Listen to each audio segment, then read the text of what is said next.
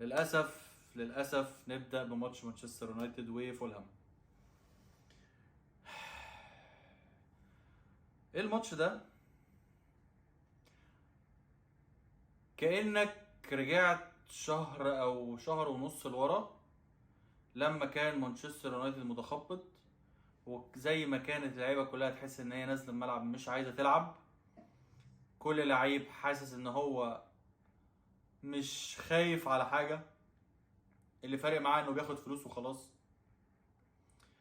اداء سيء، خساره من فولهام.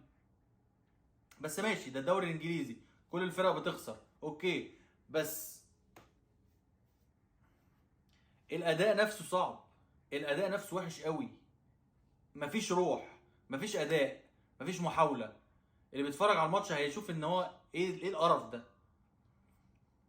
وفي الاخر اللي ينرفز اكتر او اللي يضايقني اكتر، او لقيت ان هو انت ليه بتستفزني، لما ايريك تين هاج يطلع يتكلم ويقول انا متاكد ان احنا ماشيين صح، انا متاكد ان احنا ماشيين بخطى ثابته، احنا ماشيين تبع الخطه بتاعتي.